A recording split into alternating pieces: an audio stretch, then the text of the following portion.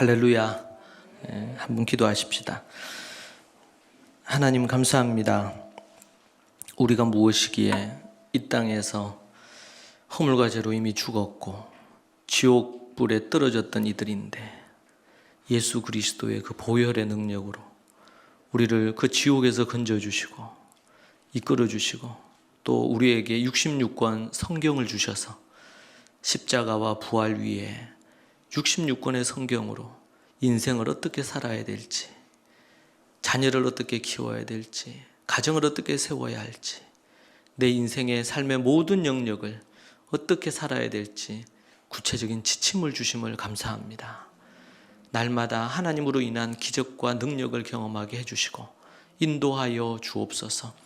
믿음의 귀한 우리 두 성도의 귀한 간증을 주님 받으시고 저들의 평생 주를 위하여, 자기를 위해 살지 않고 오직 주를 위하여 살아가는 인생 되게 하여 주옵소서.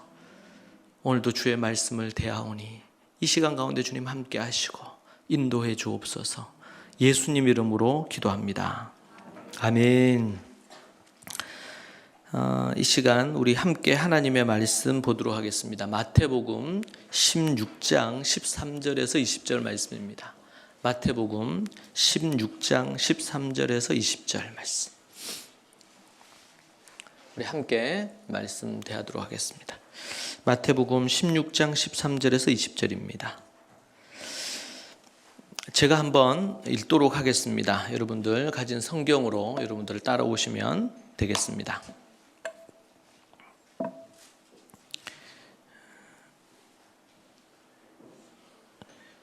성경이 없는 분들은 앞에 화면에 나온 부분들이 있으니까 참조하십시오. 제가 읽겠습니다. 예수께서 빌립보 가이사랴 지방에 이르러 제자들에게 이르시되 사람들이 인자를 누구라 하느냐. 이르되 들으는 침례 요한, 들으는 엘리야, 어떤 이는 예레미야냐, 선지자 중에 하나라 하나이다. 이르시되 너희는 나를 누구라 하느냐. 시몬 베드로가 대답하여 이르되 주는 그리스도시요 살아계신 하나님의 아들이시니이다. 예수께서 대답하여 이르시되 바요나 시몬아 네가 복이 있도다. 이를 네게 알게 한 이는 혈육이 아니요 하늘에 계신 내 아버지시니라. 또 내가 내게 이르노니 너는 베드로라. 내가 이 반석 위에 내 교회를 세우리니 음부의 권세가 이기지 못하리라. 내가 천국 열쇠를 네게 주리니 네가 땅에서 무엇이든지 매면 하늘에서도 매일 것이요 네가 땅에서 무엇이든지 풀면 하늘에서도 풀리리라 하시고 이에 제자들에게 경고하사 자기가 그리스도인 것을 아무에게도 이르지 말라 하시니라. 아멘. 18절에 보면 이런 말씀 나옵니다. 너는 베드로라. 이 반석 위에 내 교회를 세우리니 음부의 권세가 이기지 못하리라. 음부의 권세가 이기지 못하리라. 오늘 이 말씀으로 너희는 교회를 무엇이라 생각하느냐라는 제목으로 여러분과 함께 말씀을 나누겠습니다. 지난 주일이었습니다. 주일날 우리 대구 교회에 우리 장윤선, 우리 리더로 섬기고 있는 장윤선 성도가 넷째를 낳았습니다. 넷째 클럽에 들어왔어요. 대구에도 넷째까지 있는 집들이 여러 집이 있습니다. 우리 경기 광주에도 지금 또 있죠. 얼마나 기쁘고 감사한 일인지. 그 아이들이, 그 자매들이 얘기하는 걸 제가 들었어요. 둘째까지 잘 모르고 셋째도 몰랐는데 넷째 낳으니까 또 특별한 이런 은혜가 있고 애들이 그렇게 예쁠 수 없다고 그렇게 이제 얘기하고 또 이제 이제 하나나 둘 가지고 있으면 좀 약간 좀 야박하게 대하는 사람들이 있다고 이제는 숫자가 많아져가지고 4명씩 놓고 이렇게 하니까 그런 얘기를 하는데 얼마나 기쁜지 모르고 오늘도 특별히 우리 경기 광주교회에서는 또 금요일부터죠. 금요일 날 예배부터 우리 현장에서 예배 드릴 수 있게 돼서 참 너무나 기쁘고 감사합니다.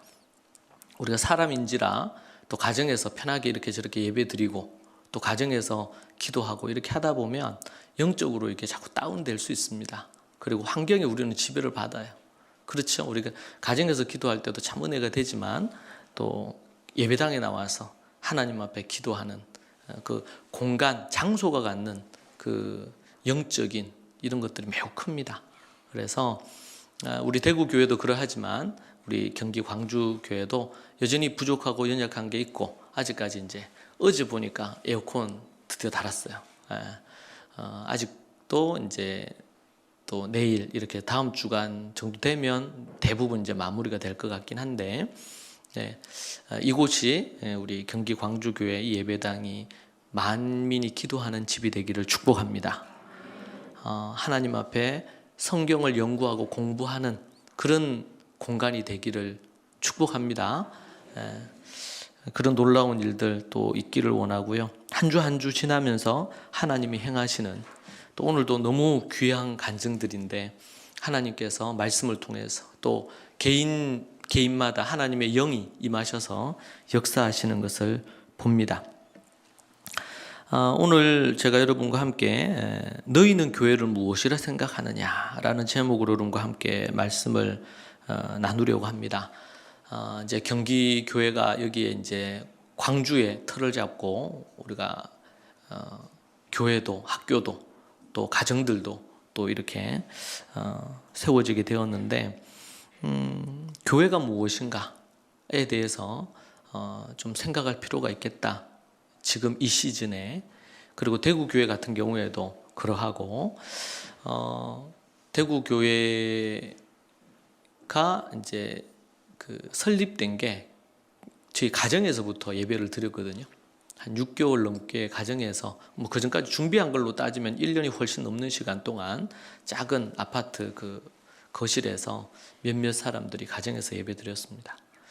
그러다가 또 누군가가 헌신해 주셔가지고 아주 작은 공간, 사무실 공간 빌려서 또 예배 드리고, 이렇게 저렇게 해서 지금 숙천동에 그진 한 750평 정도 땅에 세 동으로 건물을 지어서 들어가게 되었습니다.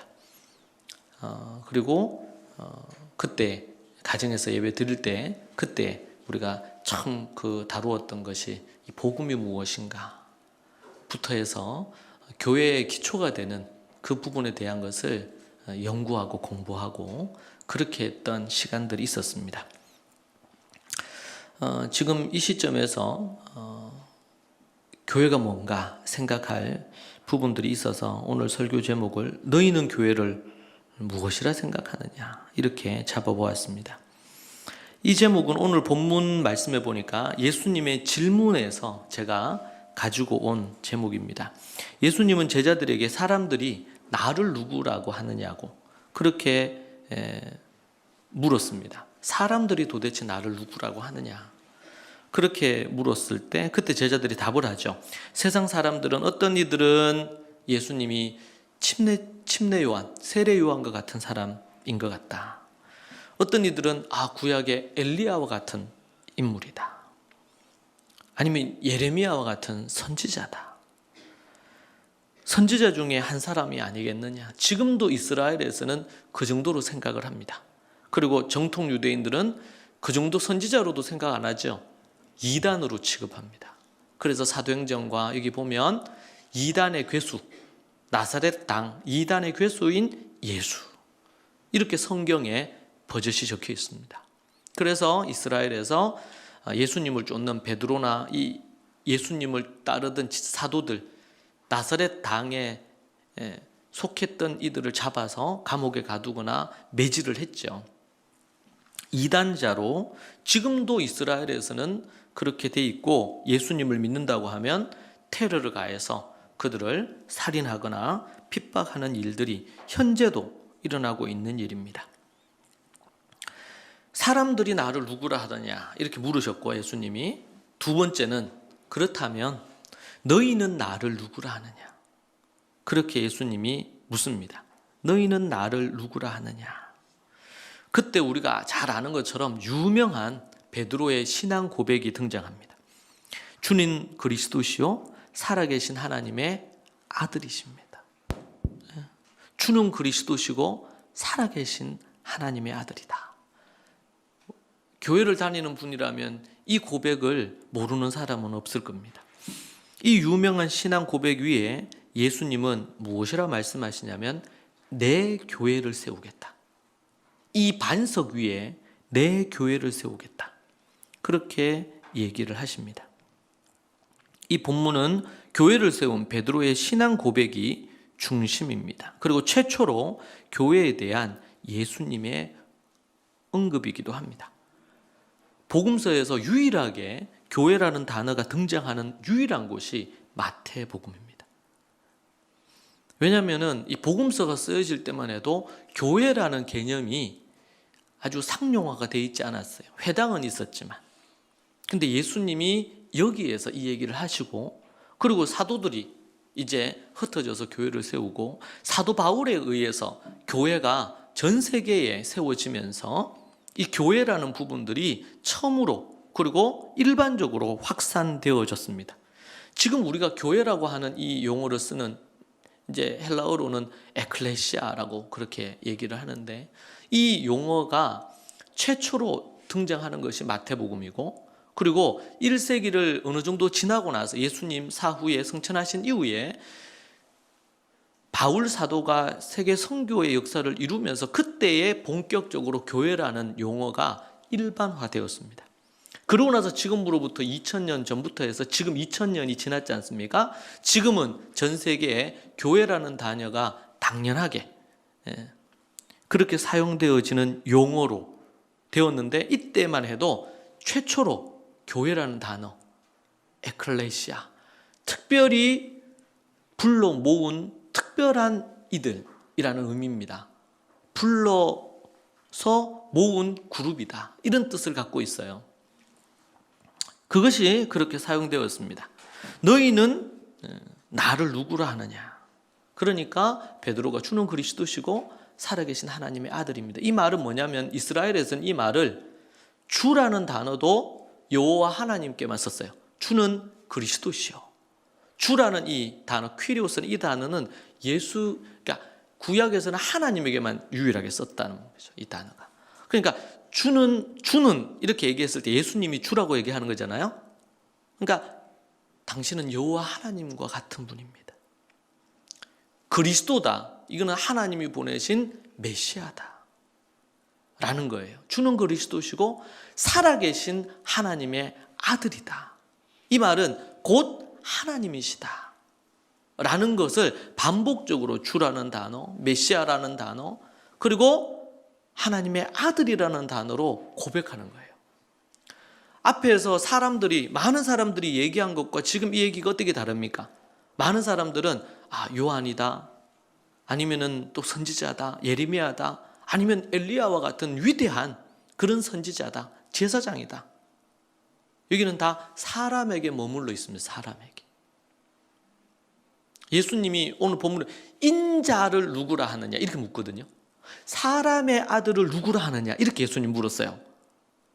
아주 인상적이죠.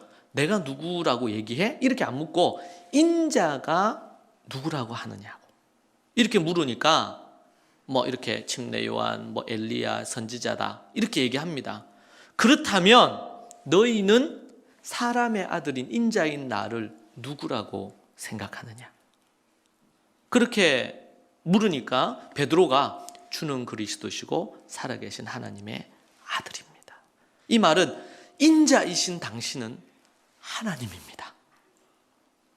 여러분 지금 눈에 보이잖아요, 예수님이. 그리고 사람으로 함께 있잖아요. 사람으로. 그러니까 예수님 당시에는 예수님을 하나님으로 믿는 게 너무 힘든 거예요. 왜? 같이 밥도 먹고 잠도 자고 똑같이 이렇게 생활하는 사람인데 이분을 하나님으로 믿어야 되니까 이게 얼마나 어려운 거예요. 나중에 예수님이 부활 승천하시고 나서 떠나신 이후에 거기에 이제 1세기 교회의 가장 큰 고민 이단이 뭐였냐면 예수님은 하나님이시긴 한데 인간은 아니다라는 거예요. 이게 이제 달라진 거예요. 이게 달라진 거죠. 그러니까 지금 이 시대에는 예수님은 하나님이시라는 것을 교회는 믿죠. 그런데 예수님이 인간인가? 이건 이제 믿기 어려운 거예요. 왜? 지금 이 시대는 우리가 이미 예수님이 하나님이라는 걸 믿고 알았기 때문에 이제는 인간 예수님에 대해서 좀 또 반대적으로 다가오기 어려운 거야. 근데 예수님 당시에는 어때요? 그분을 하나님으로 처음으로 믿기가 어려웠던 겁니다. 그런 부분에 대해서 인자를 누구라고 생각하느냐? 인자는 예수님을 가리키죠. 여러분, 이 인자라는 개념은 다니엘서도 그렇고 구약적인 개념에서 하나님이 보내신 메시아를 구약에서 상징할 때 인자라고 표현했어요. 그리고 예수님은 하나님의 아들을 표현할 때 인자라고도 또 표현을 했습니다. 그러니까 그 개념 그대로 가져온 거예요. 우리로 얘기하면 인자, 뭐 사람의 아들, 인간이란 뜻이잖아요. 우리 문화권에서는. 근데 이스라엘에서는 인자라는 이 용어 자체가 다른 의미로 그들이 가지고 있었던 거예요. 그러니까 베드로가 주는 그리스도시고 살아계신 하나님의 아들입니다. 다르게 표현하면 인자이시지만 사람이시지만 또한 하나님이십니다. 여호와 하나님입니다. 이렇게 얘기하니까 예수님이 너의 이 고백은 하늘에서 위에서부터 하나님께서 너에게 얘기하도록 해주신 것이다. 그렇게 얘기해 주고 있습니다. 17절에 나옵니다. 예수께서 대답하여 이르시되 바요나 시모나 네가 복이 있도다. 이를 네게 알게 하니는 혈육이 아니요 하늘에 계신 내 아버지시니라. 할렐루야. 베드로가 어떻게 이런 고백을 할 수 있었냐 말이에요. 베드로가 어떻게 이런 고백을. 죄송한데 여기 옆 교실 부분에 그걸 꺼주실래요? 소리가 좀 들려서 지금 저기 아무도 없으니까. 저기 아니 여기 옆 교실 돌아가면 옆 교실이 있거든요. 모니터 지금 켜져 있는 것 같아요. 계속 소리가 울려 나서.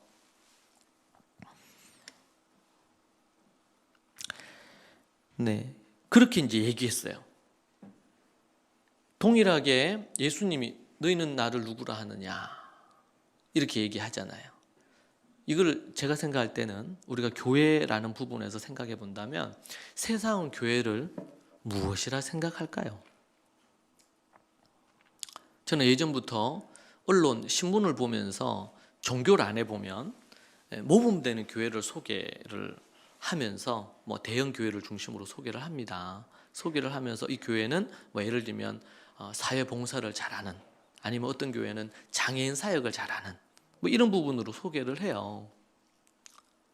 근데 제가 아는 그 교회는 매우 예를 들면 아주 복음적인데 복음에 대한 것은 싹 없애. 예수 그리스도가 하나님이라는 것도 없애. 예수님이 구원자라는 것도 없애. 신문에서는. 왜? 읽는 독자들이, 불신자들이, 이런 사람들이 읽기에 불편한 거예요.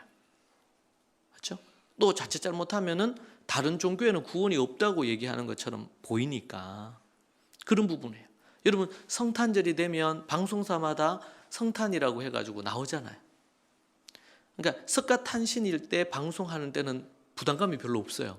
왜? 구원의 문제라든지 지옥의 문제라든지 뭐 이런 부분들에 대한 얘기들을 다룰 필요가 없으니까.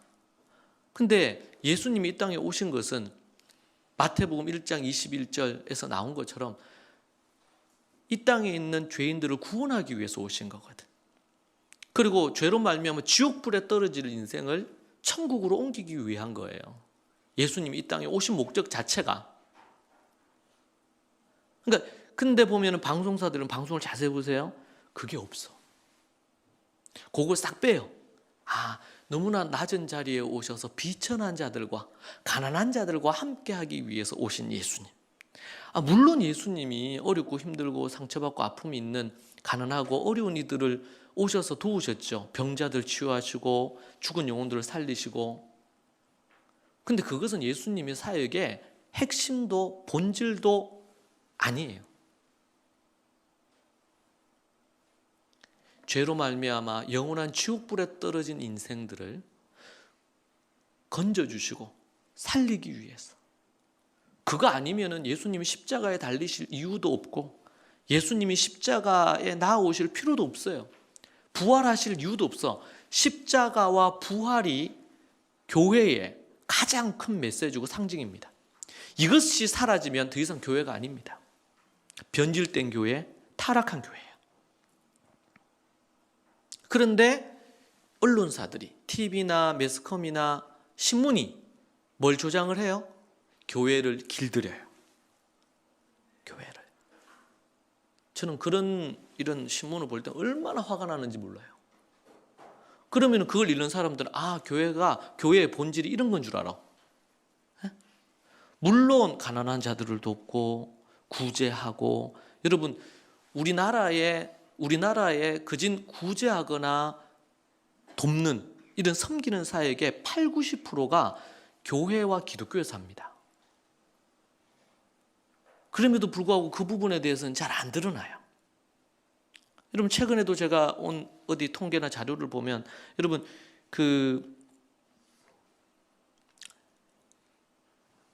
불치병이라고도 알려져 있고 이렇게 한 부분이 있죠.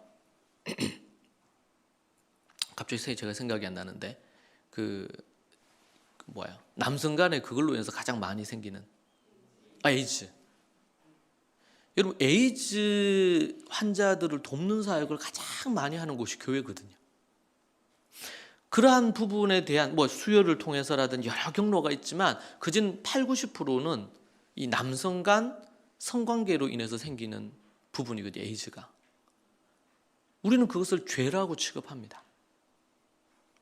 그러나 그들이 고통과 어려움을 겪는데 그들의 마음과 정서와 이 질병의 회복을 위해서 가장 많이 애쓰고 수고하는 부분이, 만약에 종교 그룹이 있다면 그건 기독교예요. 교회예요. 여러분 교도소에 가서 때로는 극악무도한 이러한 죄를 범한 사람들을 섬기기 위해서 가장 많이 그들을 섬기는 사역을 하는 부분도 교회에서 합니다. 이 대한민국으로 국가가 건립되고 이렇게 하는 부분에 있어서 그때 당시만 해도 크리스찬 인구가 2% 3%밖에 안 됐죠. 근데 3.1 운동이라든지 아니면 우리 대한민국의 독립을 위해서, 또 국가 건립을 위해서 헌신한 많은 사람들, 그중 50% 이상의 사람들이 크리스찬들이었어요.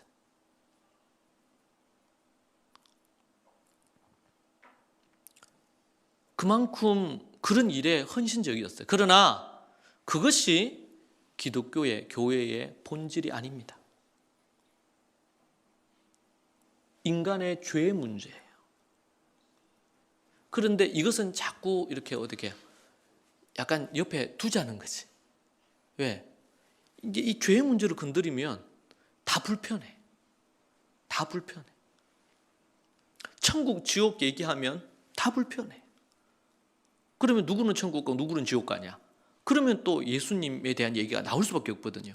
예수님이 아니고선 천국 갈 길이 없으니까. 그래서 현대 교회는 교회들조차도 타협합니다. 교회들조차도. 그리고 교회가 분명히 우리가 구제 사역도 해야 되고 해야 될 일들이 많이 있습니다. 그러나 딱 하나만 하라 한다면 그것은 예수 그리스도의 복음 사역이에요. 당연히 거듭난 하나님의 사람들은 빛과 소금의 삶을 살아야 되니까 열매로 나누는 삶, 구제하는 삶, 정말 고통받는 자들의 친구가 되어줄 필요가 있겠죠. 이것은 따라오는 열매여야 되지 본질은 아니다. 여러분 이 본질을 상실하는 순간 모든 것이 끝이 납니다. 다 무너져요. 나이 여러분 70, 80이 이렇게 넘어서 이제 은퇴하신 분들이 황혼 이혼을 많이 하잖아요. 왜요? 젊었을 때부터 해서 가정을 잘 못 돌봤어. 참던 분들이 이제는 자녀들 다 출가시키고 다 끝내고 지극히 나이 들었는데 그때 이혼하는 거예요. 사모님들이.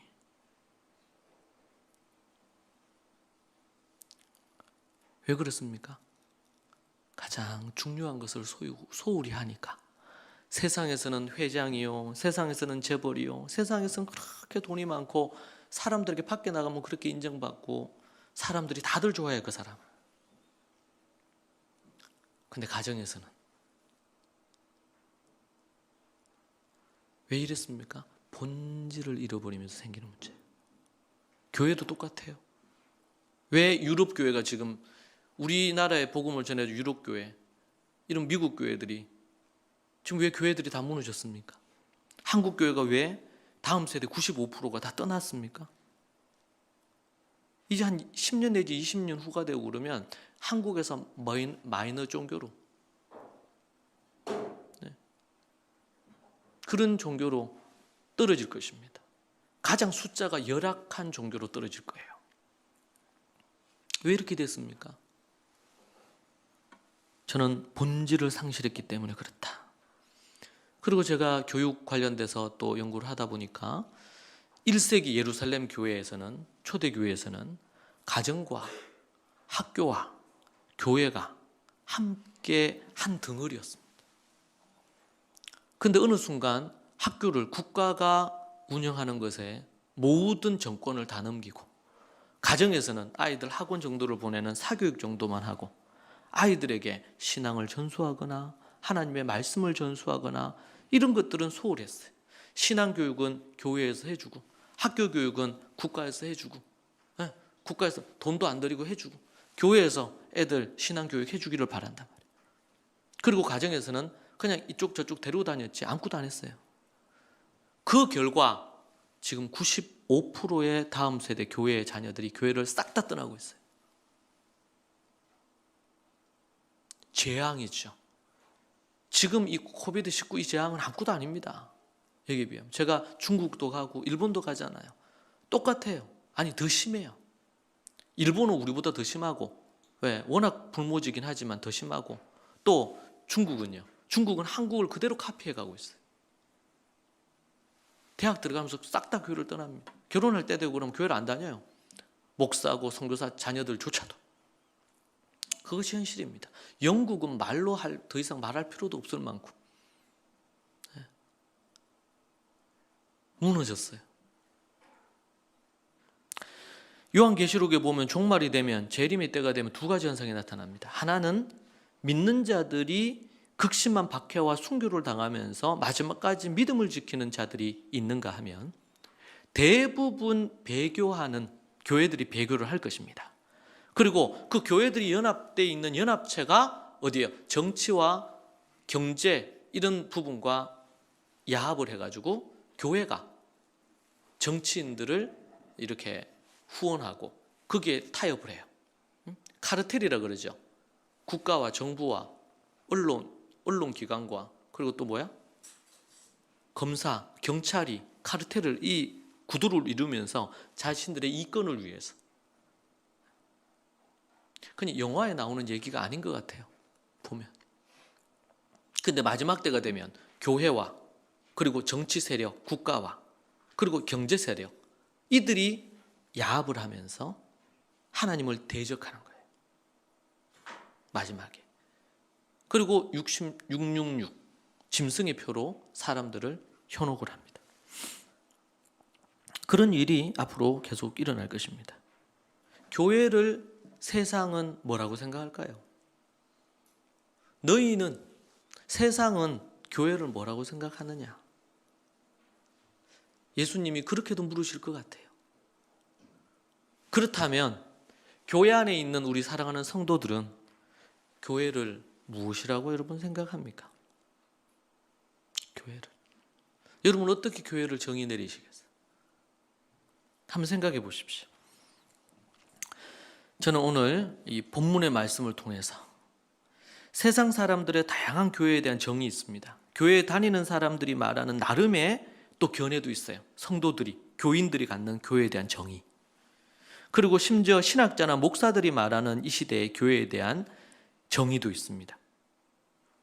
자, 그러한 것들을 다 차치하고 오늘 본문에서 예수님은 교회에 대한 얘기를 하시거든요.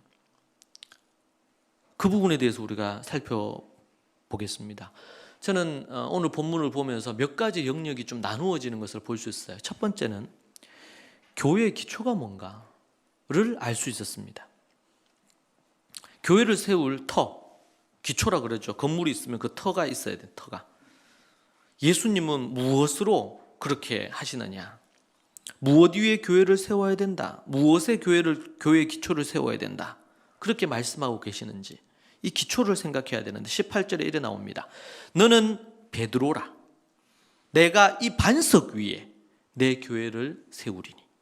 지금 베드로가 그 앞에서 뭐라 그랬어요? 16절에서 주는 그리스도시고 살아계신 하나님의 아들입니다. 이 말을 한마디로 하면요, 예수 그리스도는 하나님이시다. 그분은 우리를 구원할 유일한 구세주시다. 죄에서 우리를 건져줄 유일한 구세주다. 그러니까 이 얘기를 하려면 인간이 어떤 죄인인지를 알아야 돼요. 머리로 아는 나는 죄인이야, 이게 아니고 사도 바울은 나는 죄인 중에 괴수라 그랬어요. 그는 철저하게 율법을 지키는 사람이에요. 이스라엘의 최고의 랍비요, 율법 선생 중에서 최고 탑입니다.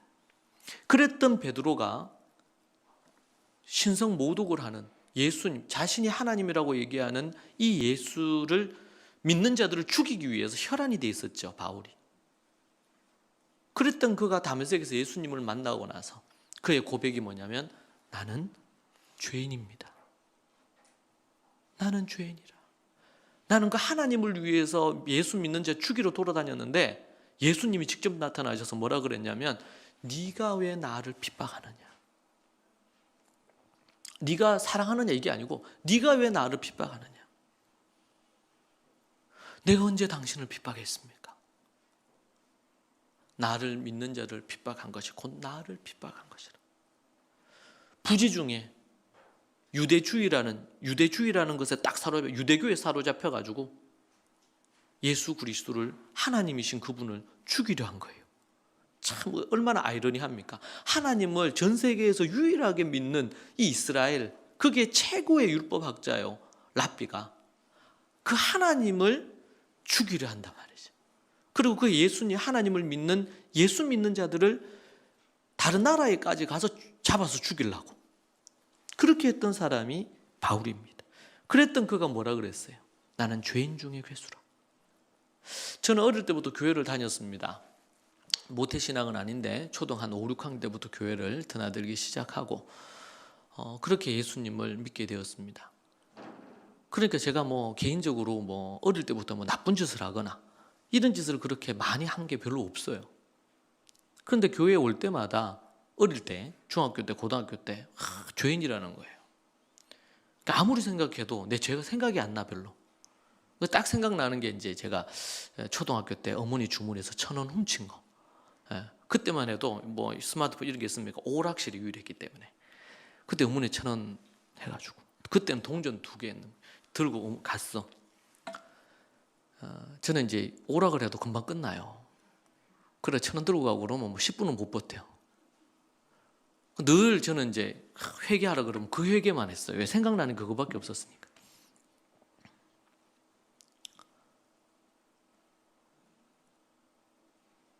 그러니까 교회에서 제가 어릴 때부터 어디 철야기도 한다, 아니면 어떤 부흥회 한다. 예전에 부흥회를 제가 어렸을 때 엄청 많이 했으니까.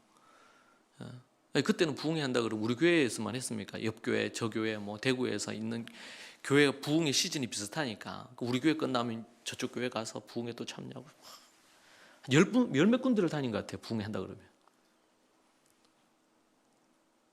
그럴 때마다 회개기도 하잖아요. 회개 설교하고. 저는 죄인이라고 그렇게 가슴으로 와닿지는 않았어요. 수년 동안. 근데 제가 이 하나님의 말씀을 더 깊이 연구하면서 이 죄라는 것이 단순히 살인하거나 가금하거나 도둑질하거나 이런 것만이 죄가 아니고 아담과 하와가 선악과를 따먹었잖아요.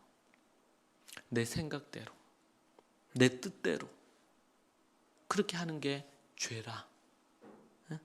내 마음으로 내 생각이 많어. 내 생각으로 뭔가를 판단하고 생각을 굴려. 이게 뭐야? 죄예요. 죄예요. 제가 이걸 깨닫고 나서 보니까 이거 제가 이제 유한겔리온에서 얘기를 하는데 이걸 깨닫고 나서 보니까 죄인 중에 괴수라. 아침에 눈 떠서 잘 때까지 온통 내 생각, 내 감정, 내 뜻, 내 의지대로 하는 거예요. 교회 와서 예배 드릴 때, 설교 들을 때 그때는 주님 생각하는 것 같아. 그런데 뭘 하거나 어떤 걸 결정하거나 행동하거나 말하거나 모든 것이 내 생각, 내 뜻, 내 마음대로 하는 거예요. 근데 그게 죄야. 그게 죄야. 하나님께 묻지 않고 하는 모든 게 다 죄라. 심지어 다윗이 성전을 지으려고 했잖아요. 주님 위해서. 자기를 위해서는 이 왕궁을 지었는데 주님의 전은 아직까지 천막에 있어. 천막에, 텐트에. 근데 너무 마음이 인간적으로 찔리는 거예요.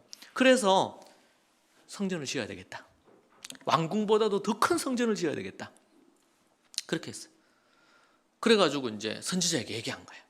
그 선지자가 그 얘기를 듣고 역시 우리 다윗 왕이다. 주님을 위해서 성전을 다른 나라의 어떤 신전보다도 더 위대하게, 더 멋지게 지어야 되겠다. 그렇게 얘기했어. 그러니까 이 선지자가 딱 얘기 들었는데 하나님이 너무 감동하실 것 같은 거예요. 주님이 기뻐하시겠다. 그러고 나왔어요. 그런데 그날 밤에 하나님이 이 선지자한테 가서 선지자를 아주 책망하시는 거예요. 언제 내가 성전을 지어라 했냐. 그리고 다윗의 손에 성전 짓는 걸 내가 원하지 않는다.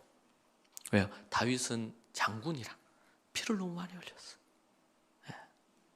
그렇게 얘기하면서 지금 천막에 있든 어디에 있든 간에 하나님이 그 자리에 계시는 거예요. 지성소에, 성소에.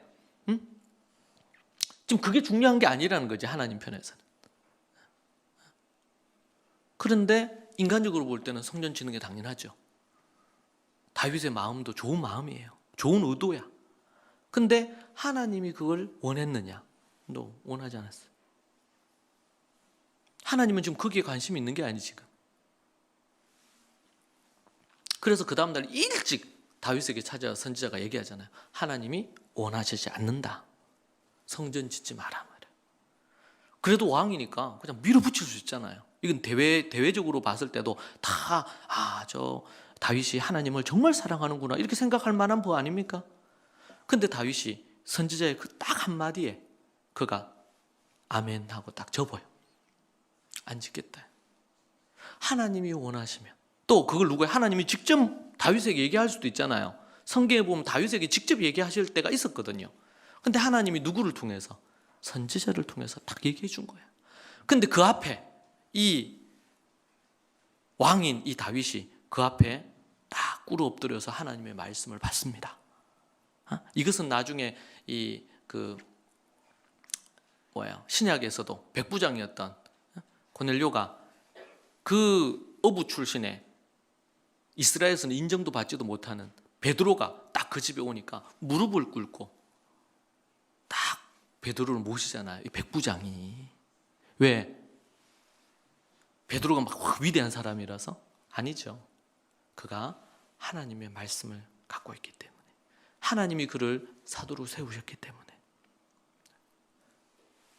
다윗이 그렇게 딱 순종하고 그리고 자기 때에는 그렇다면 내 아들 때에는 주께서 주의 성전을 세우도록 허락해 주신다면 그래서 그가 뭐예요? 좋은 자재들은 다 모아놔다. 자기 모든 걸 다 들여가지고 좋은 딱 해놔. 나중에 솔로몬이 하나님의 성전을 짓죠. 할렐루야. 죄가 뭐냐? 우리가 죄를 정확하게 이해를 해야 됩니다. 사회학적으로 살인하고 간음하고 도둑질하고 뭐 폐륜적인 일들이 사건들이 많이 있는 그것도 죄예요. 근데 좀 더 정확하게 표현하면 그건 죄악이라. 죄의 열매입니다. 그럼 죄가 뭐냐?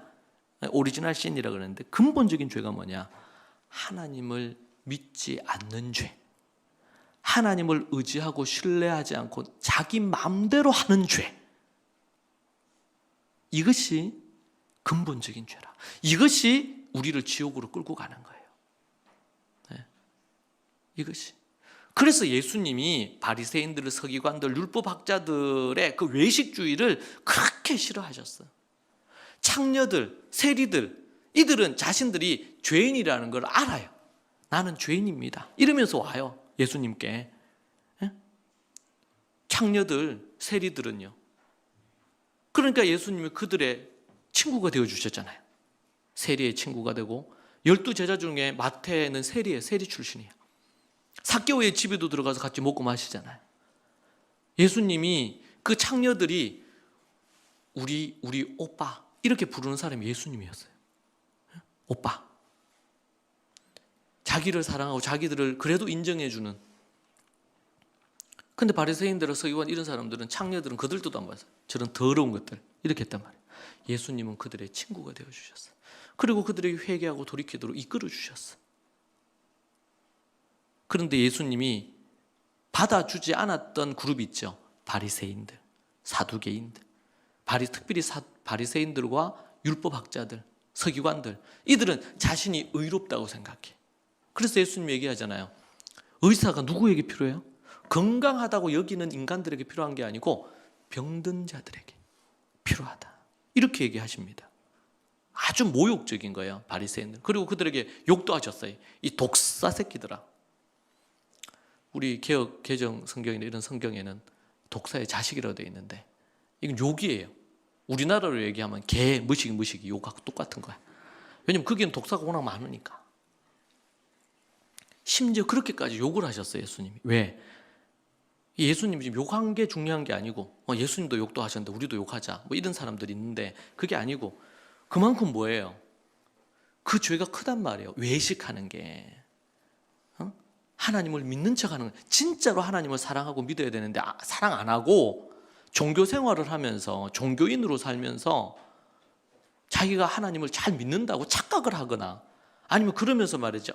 다른 사람 깎아내리고 무시한단 말이죠. 이게 예수님이 가장 싫어, 하나님이 가장 싫어하는 거예요, 이게. 진심으로 하나님을 믿어야 돼. 마음과 뜻과 힘을 다해서 하나님 사랑해야 돼요. 교회의 기초가 뭐예요? 오늘 너는 베드로, 내가 이 반석 위에 교회를 세우겠다 그랬어요.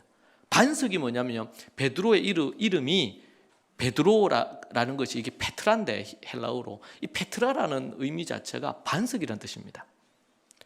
그러니까 베드로가 주는 그리스도 살아계신 하나님의 아들입니다.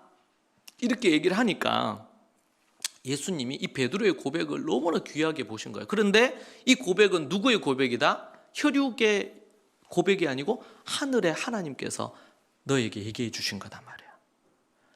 여기 위에, 너의 베드로라는 그 위에 내가 뭐 하겠다? 교회를 세우겠다. 내 교회를 세우겠다. 이렇게 딱 얘기하시는 거예요. 자, 공교롭게도 이거 딱 끝나고 나서 그 뒤에 뭐가 나오냐면 예수님이 이제는 잡히셔서 죽으시고 부활할 것에 대한 얘기를 했어요. 그렇게 얘기하니까 베드로가 뭐라 그래요? 예수님을 막 책망을 합니다. 부정적인 얘기하는 거잖아요. 자기가 잡혀서 죽을 거라고. 긍정적으로 생각을 하란 말이에요. 우리가 지켜드릴 테니까 낙심하지 마시고 뭐 이러면서 십자가의 길로 못 가게 막아요. 그러니까 예수님 뭐라 그래요?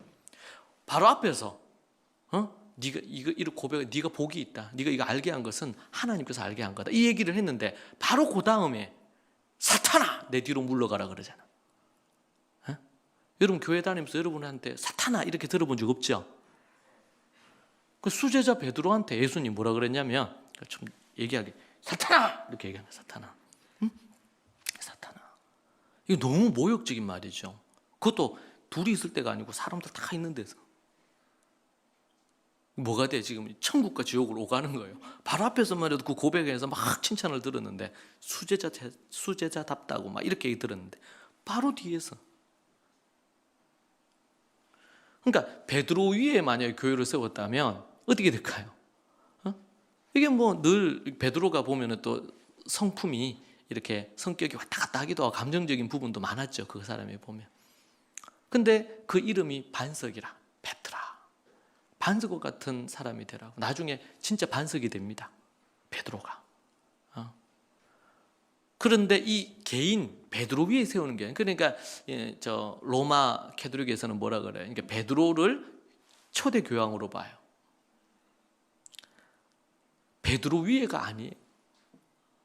여기서 얘기하는 건 그렇죠? 그리고 베드로는 결혼 안 했다고 봐요. 아니 베드로에게 아내가 있고 자식이 있었습니다. 장모가 있었으니까 성경에 보면 이제 잘못 알고 있는 건데. 그러니까 베드로의 그 신앙 고백, 믿음 위에 라는 의미로 우리가 이해하는 게 너무나 중요합니다. 자, 그렇게 해서 그 위에라는 건 뭐예요? 예수님이 우리의 구세주 메시아이시자, 그리스도이시자 그분은 하나님이다. 이 믿음의 기초 위에 뭐가 세워져요? 교회가 세워져야 되는 거예요. 교회의 본질이자 교회의 기초입니다. 내 위에 반석 위에 교회를 세우겠다. 이 반석이 뭐예요? 예수님이 하나님이시고 그분이 메시아다.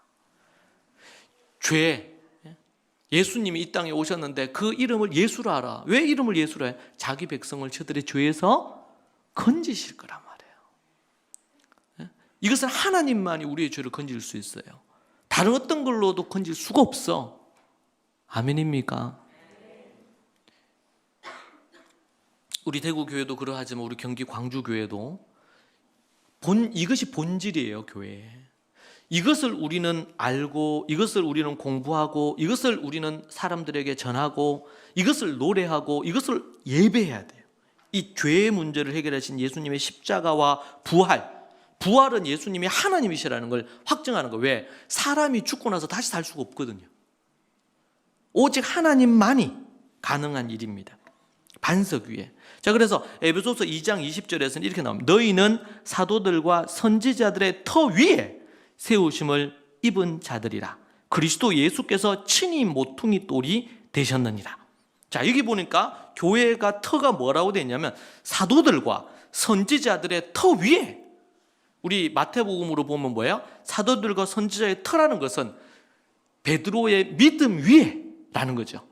사도들과 선지자들의 터 위에 세우심을 입은 자라. 그리스도 예수께서 친히 모퉁이 돌이 되셨다. 교회가 있으면 교회의 모퉁이 돌은 예수 그리스도시고 그 터가 예수 그리스도를 하나님으로 믿는 믿음의 사도와 터 위에, 대구교회도 그렇고 경기 광주교회도 그렇고 부족한 종인 제가 교회를 개척을 하고 세우잖아요. 저 위에가 아니고, 한국교회는 교회 개척자들의 이런 1세대 목사님들, 근데 그것은 사람이 아니고, 그러니까 그 사람 위에 세우니까 어떤 문제가 생겨요? 그분이 떠나시면 교회는 와해가 되는 거예요. 그분 때문에 그분을 추종해서 문제가 생기는 거예요.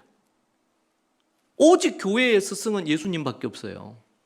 그 예수님이 부족한 종을 여러분의 지도자로 세우셔서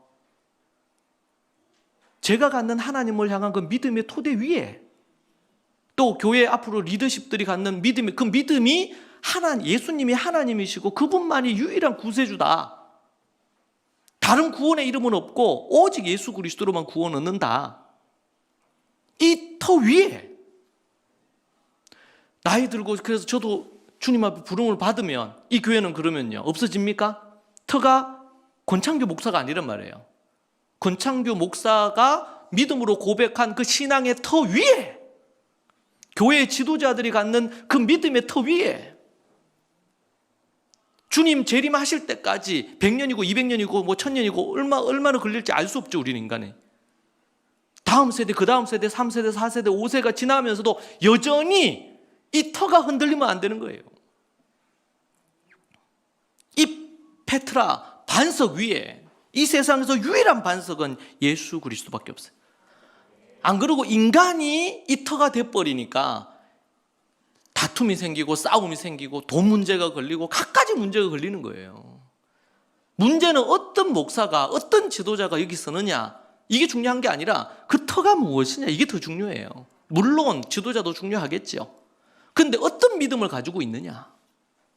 한국교회에 너무나 위험스러운 것은 유명 목사들이나 신학자들이 지옥을 안 믿어. 오직 예수 그리스도로만 구원 얻는다 해야 되는데, 다른 불교에도 나름대로 구원이 있고 종교다원주의라 그러죠. 있다는 거. 이게 거짓 선지자요, 적그리스도입니다. 잘 분별해야 돼요. 저도 방송에 나오곤 하지만 방송에 나온다고 다 믿을 수 있는 목사나 신학자가 아니에요. 분별을 해야 된단 말이에요. 마지막 때. 이게 교회의 기초예요. 기초. 이걸 얘기해야 돼요. 지금 보세요. 막 대구 교회, 옛날 대구 어느 큰 교회에 있어요. 그 교회가 큰 교회, 대구에서 몇째가 큰 교회예요. 근데 거기에 목사가 있는데 어디 또 새로운 목사가 오면서 이게 충돌이 생겼나 봐. 그래가지고 지난번에도 한번 얘기했지만 거기에 용역을 부른 거예요. 용역을, 조폭. 그래가지고 1층에서는 어느 목사파, 예를 들면 A 목사파, 2층에서는 B 목사파 이렇게 예배를 드리다가 어느 한쪽에서 통째로 다 먹어야 되겠다. 이렇게 해가지고 용역을 불러가지고 그게 신문에 났어요. 교회 앞에 바리케이트를 쳐가지고 지금처럼 여러분처럼 마스크 쓴 그거 보셨어. 쇠파이프를 들고 못 들어오게 하는 거예요. 자기 반대쪽의 사람들.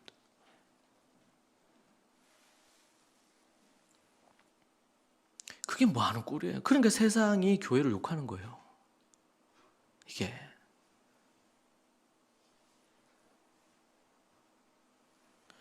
그리고 두 번째는요, 교회의 소유를 우리가 알 수 있어요. 18절에 보니까 또 내가 내게 이르노니 너는 베드로라 이 반석 위에 내가 교회를 세우리라. 이 반석 위라 그랬으니까 기초가 거기 있죠. 그리고 뭐라 그랬어요? 내 교회를 세우리니. 이것은 교회의 소유를 우리에게 말해줘요. 교회의 소유권이 앞에서도 얘기한 것처럼 목사도 아니고 교회에서 목소리 큰 뭐 어떤 분도 아니고 오직 교회는 예수 그리스도, 내가 내 교회를 세우겠다 그랬잖아요. 소유권이 예수 그리스도에게 있어요. 수많은 교회가 사도행전에 나오고 서신서에 수많은 교회 나오잖아요. 에베소서, 빌립보서, 뭐 로마 교회, 엄청난 교회들이 나오잖아요. 그 교회의 소유가 누구의 소유냐 말이야. 누구의 소유냐?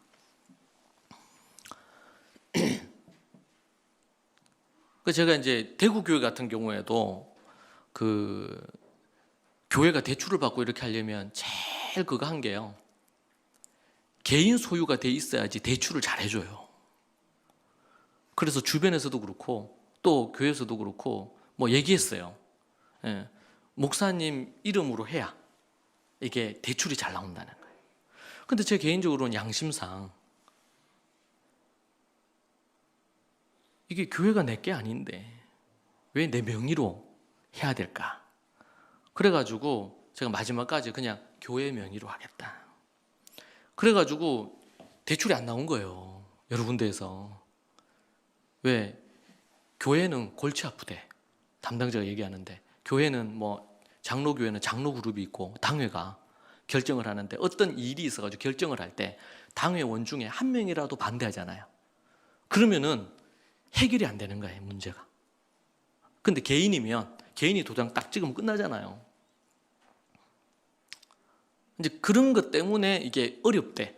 예, 그거 하기가. 그래 대출을 안 해준대. 잘 문제가 생기면 해결하는데 이걸 그러면 법정 다툼을 해야 된다네. 이걸 또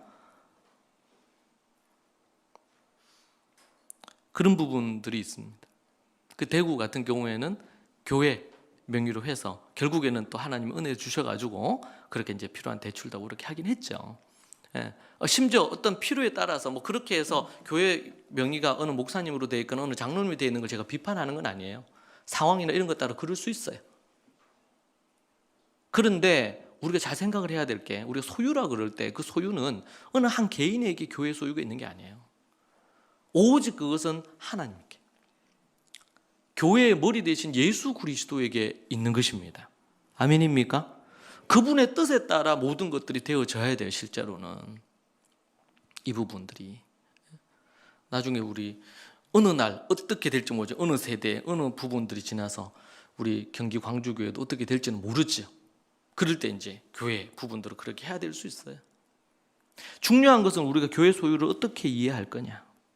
오직 교회의 소유권은 예수 그리스도에게만 있고 하나님에게만 있습니다.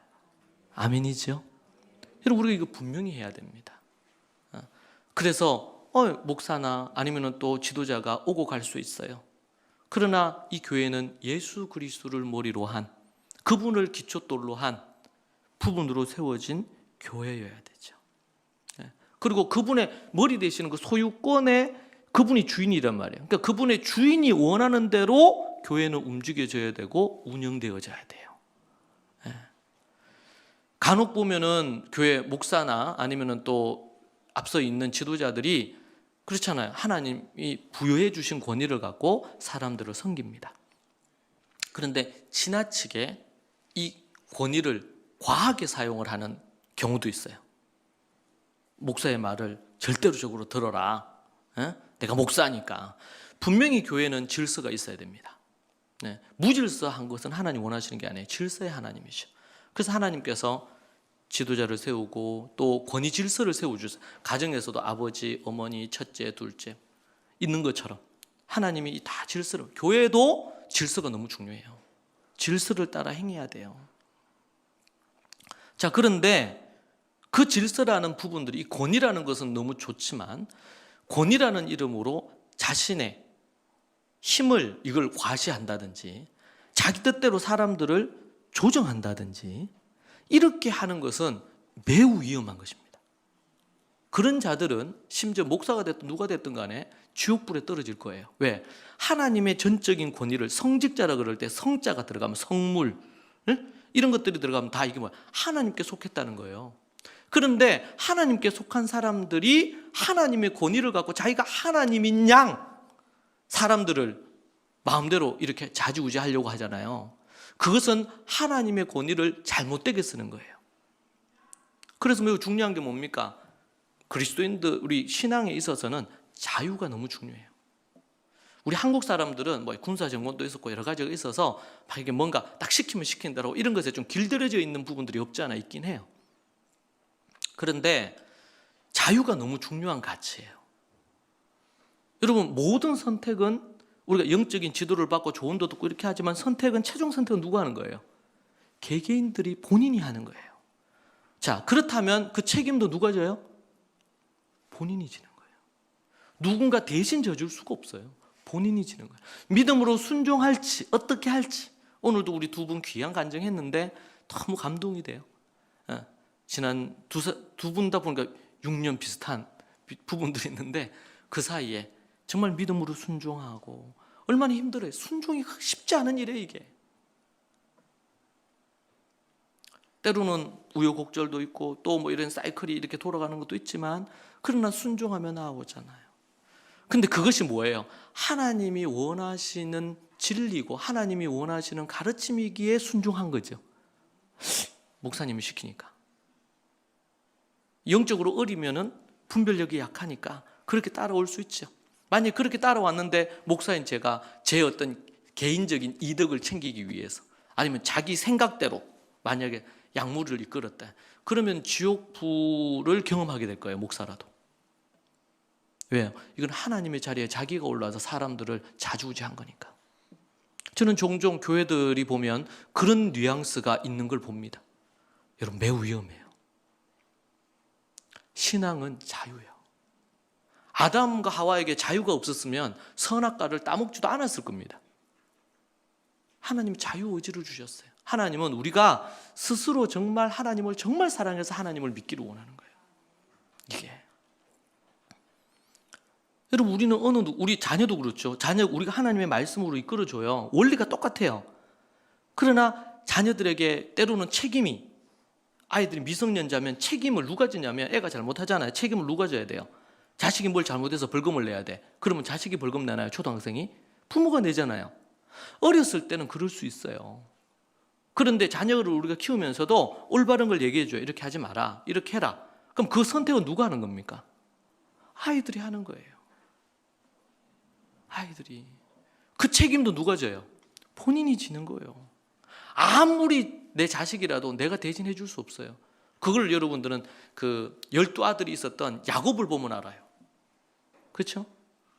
야곱 마지막 죽으면서 야곱이 12아들에게 유언처럼 축복하잖아요.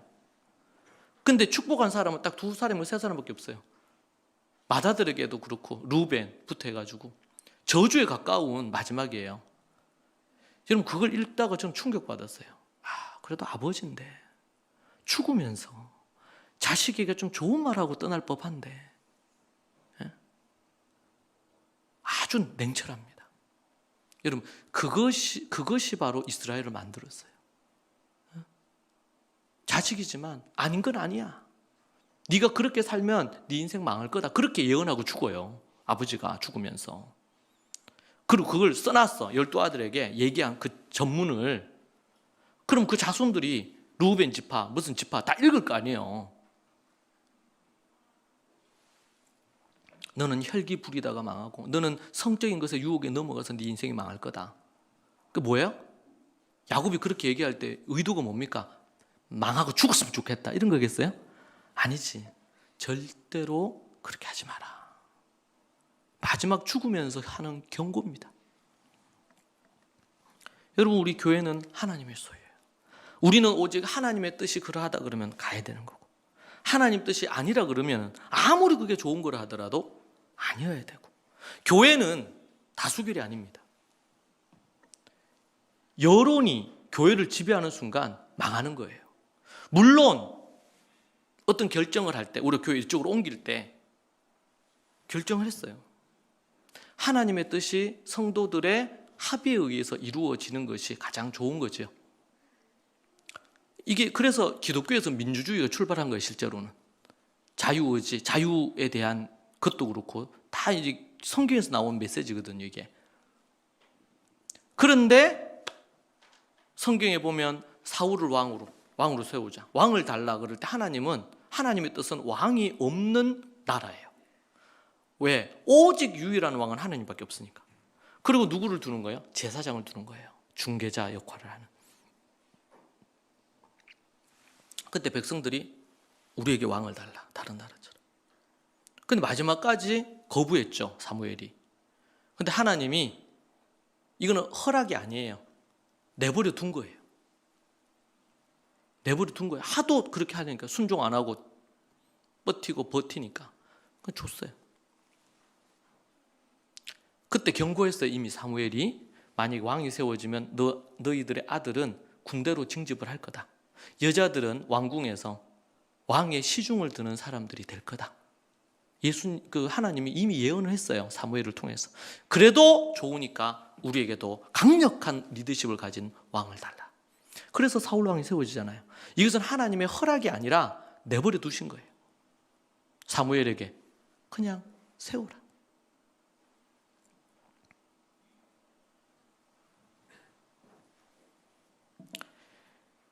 마지막으로 교회의 사명은 무엇입니까? 18절에 나옵니다. 교회의 사명. 이 반석 위에 교회를 세워 음부의 권세가 이기지 못하리라. 첫 번째 교회의 사명은 음부의 권세를 이기지 못하는 것입니다. 악한 어둠의 영, 죄가 음부의 권세가 지배할 때 그것을 이기지 못하는 것. 사탄 마귀의 모든 계략을 무너뜨리는 유일한 이 땅의 기관은 정부도 아니고 사법권도 아니고 입법부도 아닙니다. 오직 교회입니다.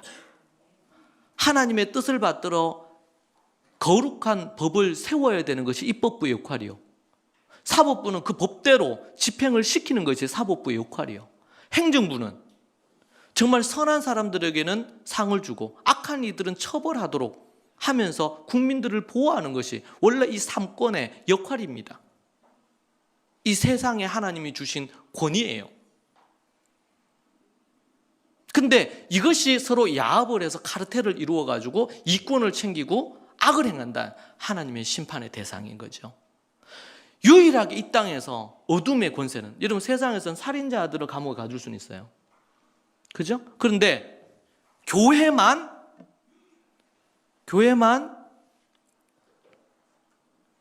미워하는 자들이 미워하는 것이 죄라고 얘기할 수 있는 곳이에요. 하나님은 미워하는 것이 곧 죄라 그랬고 형제를 향해서 라가라 하는 자마다 지옥불에 떨어진다 그랬어요. 세상에서는 이제는 간음죄도 처벌할 수 없죠. 예, 폐지됐어요 이제는. 그죠? 그러나 성경에서는요, 여자를 보고 음욕을 품는 자마다, 눈이 음욕을 품어 보는 것으로 음욕을 품으니까 눈을 빼버리든지, 손으로 음욕을 품어요, 손으로 만지잖아요, 손을 잘라버리든지, 발이 어디를 찾아가? 음란한 데를 찾아가요. 그 발을 잘라버리고 천국 가는 게 낫단 말이에요. 천국 가는데 팔 하나 없이 천국 가는 게 낫지, 두 팔 다 들고 지옥 가는 것보다 낫단 말이에요. 음욕을 품는 자마다 간음하는 자니 지옥불에 떨어질 거란 말이에요. 이것이 예수님이 산상수훈에서 가르친 말씀이에요. 세상의 법은요, 살인하면은 재판합니다. 살인을 해도 변호사 잘 써서 재판 잘하면은 면해지기도 해요. 이 세상은. 그렇죠? 그러나 하나님은 다 알고 계세요. 여러분 지난 일주일 동안 뭐 했는지 하나님은 다 알고 있어요. 지난 여름에 뭐 했는지 알듯이 다 알고 있어요. 우리 다 알고 있어요. 하나님 앞에 다 하나님은 다 아셔. 제가 여러분의 모든 걸 다 모르는 게 얼마나 다행인지 몰라요. 그렇잖아요. 여러분도 편하고 저도 편하고 다 알면 하나님만이 다 아셔요. 음부의 권세가 이기지 못해요. 어디를 통해서만? 교회를 통해서만. 여러분 교회는 어둠의 영을 처단합니다. 악한 마귀. 그러니까 교회가 아주 뭐예요? 정결하게 있으면서 날카로워야 돼요. 하나님의 말씀에 정확해야 돼요. 에? 그럴 때 교회가 죄를 지어 정말 어떤 죄를 회개할 마음이 없고 돌이키질 않아. 그럼 그 사람을 치리도 할 수 있어야 돼. 교회가.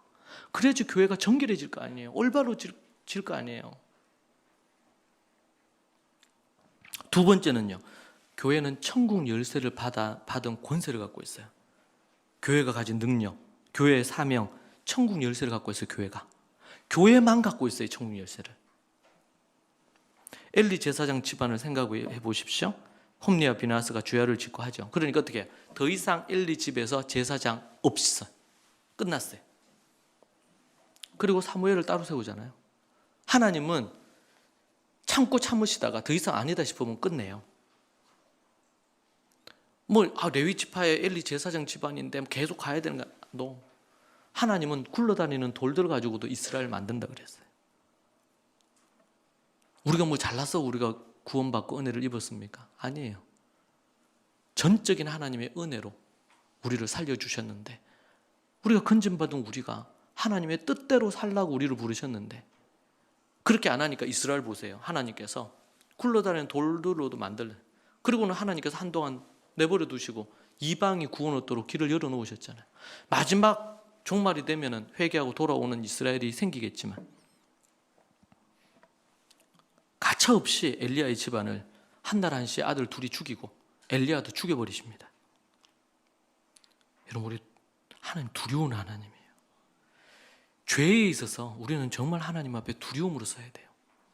왜 이 땅에 있는 목사들도 그렇고 신학자들도 그렇고 많은 교회를 다니는 교인들이 왜 이렇게 윤리나 도덕적으로 타락해 있습니까? 하나님을 두려워하지 않는 거예요. 성경은 그렇게 얘기함에도 불구하고 정말 두려워하지 않아요. 마지막 세 번째로는 교회 안에서 천국 열쇠는 어떻게 작용하느냐? 땅에서 풀어야 하늘에서 풀리고, 이렇게 말씀하시죠. 영적인 관계 안에서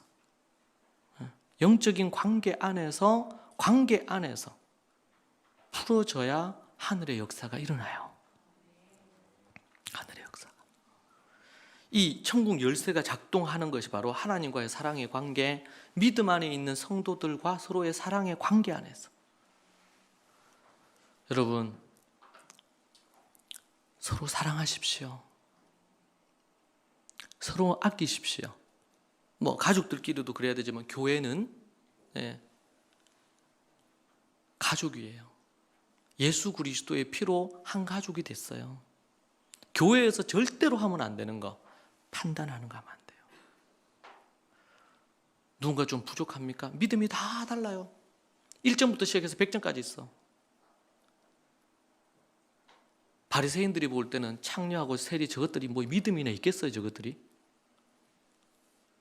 1점이에요, 1점. 1점하고 나는 90점인데 90점하고 어떻게 같은 자리에 앉아 공부를 하냔 말이에요. 저런 인간들하고. 근데 예수님은 1점밖에 안 되는 이 세리와 창녀들을 예수님이 사랑해 주셨어요. 그렇죠? 현장에서 잡혀온 여자들 돌 들어서, 율법으로 하면 돌 들어 쳐 죽여야 되거든요. 예수님 뭐라 그러셨어요? 죄 없는 자가 먼저 돌로 치라. 죄 없는 자가 먼저 돌로 쳐라. 자, 이제 이 사랑이라는 것이 방종으로 가면 안 돼요. 사랑하니까 이것도 봐주고 저것도 봐주고 다 괜찮고 이 죄를 지어도 되고 저 죄도 지어도 되고, 아이고 다윗도 하나님 앞에 그렇게 범죄해서 하나님 용서해 주셨는데 우리가 우리 다 죄인이지. 교회에서 다 용서해야지. 이거는 또 반대로 한 거예요. 하나님의 사랑을 이용해가지고 죄를 짓는 거예요. 아니, 그러면 안 돼요. 물론 그가 죄를 회개하고 돌이키면 교회는, 그러나 그가 중범죄를 지었어요. 그러면 치리를 해야 돼요. 왜? 죄를 회개하기 위한 거예요.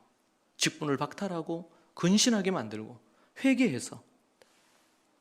아니, 그런데도 불구하고 회개하지 않고 죄를 짓고 자기가 잘났다고 이렇게 하면 어떻게 해요? 바울이 출교시키는 거예요. 사단에게 내줬다 그랬어요.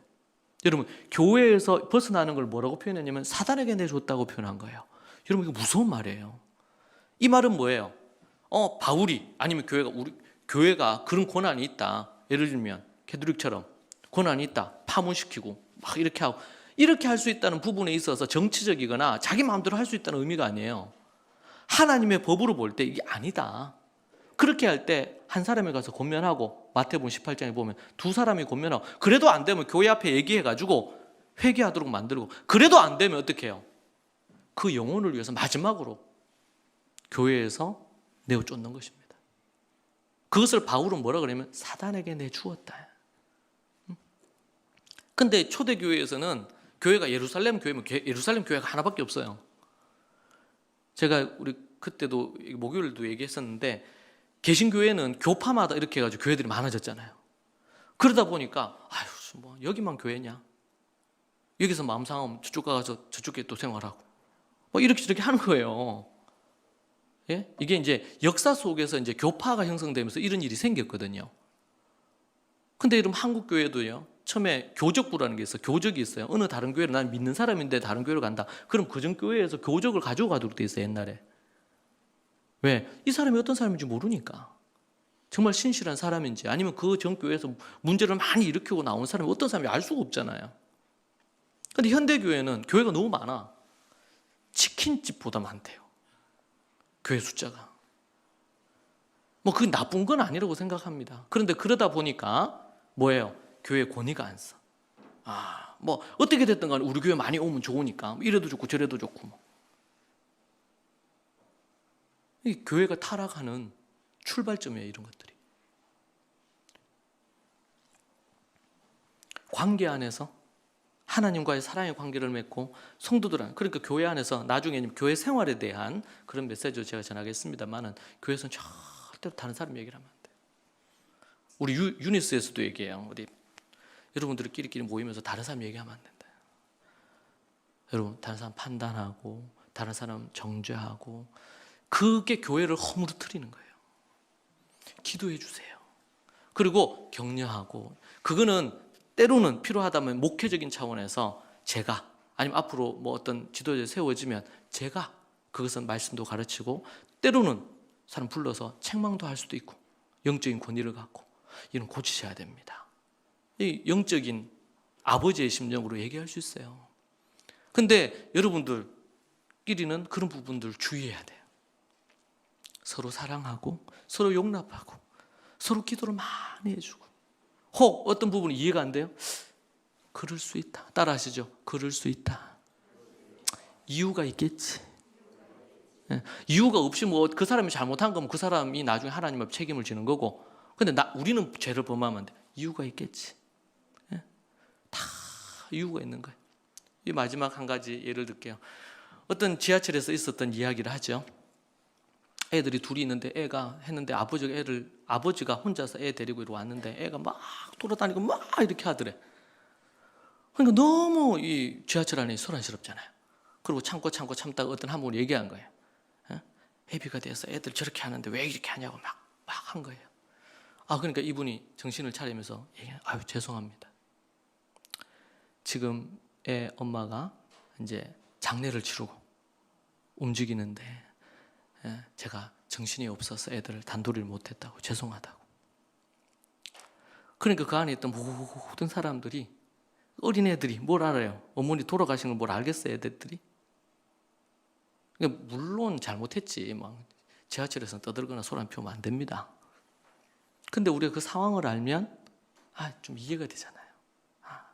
그렇구나. 그러니까 지하철이 숙연해졌대요. 여러분 나름대로 다 이유가 있어요. 보면 알고 보면 어떤 사람이 어떤 그런 행동을 할 때, 그럴 때 먼저 전제가 돼야 될 게 뭐예요? 사랑해야 돼요. 그리고 이해하려고 하고, 사랑의 관계 안에서 서로 맺힌 것 없이 풀고, 그리고 하나님과 사랑의 관계를 맺으면서 그렇게 나아가는 것. 기억하십시다. 3가지. 음부의 권세를 이기지 못하는 게 교회예요. 음부의 권세를 완전히 파괴하는 것, 유일한 것이 교회입니다. 천국 열쇠를 가진 곳, 교회입니다. 사랑의 관계 안에서 서로 천국 열쇠가 작동하도록 만드는 것도 이 땅의 유일한 곳이 바로 교회입니다. 여러분, 우리가 이 교회를 기억하고, 이 교회는 여러분이 만들어가는 겁니다. 사랑의 공동체로 만들지, 아니면 정말 예루살렘 초대교회처럼 가정과 학교와 교회가 하나 돼서 정말 아름다운 문화가 여기에서 만들어지는, 오늘도 간증을 들어보니까 아이들이 어머니에게 순종하고 어머니와 이 사랑의 관계를 맺고 중2병이 없고, 할렐루야. 부모의 수고와 노고가 있지만 하나님의 특별한 은혜인 줄로 믿습니다. 주 안에서, 복음 안에서 그렇게 되어지고, 우리 교회가 각가지 부부가 서로 사는 것도 힘들어요. 그렇잖아요. 서로 죽고 못 살아가지고 만나서 결혼해서 사는데도 서로 맞추는데 오랜 시간이 걸리고 그래요. 그런데 아닌 사람들이 서로 만나가지고 교회를 이루어요. 이거는 존재가 불가능한 거예요. 특별히 한국 사람들이 모여가지고 교회를 이루었다.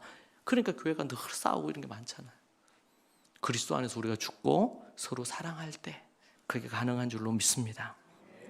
기도합시다. 하나님 아버지, 감사합니다.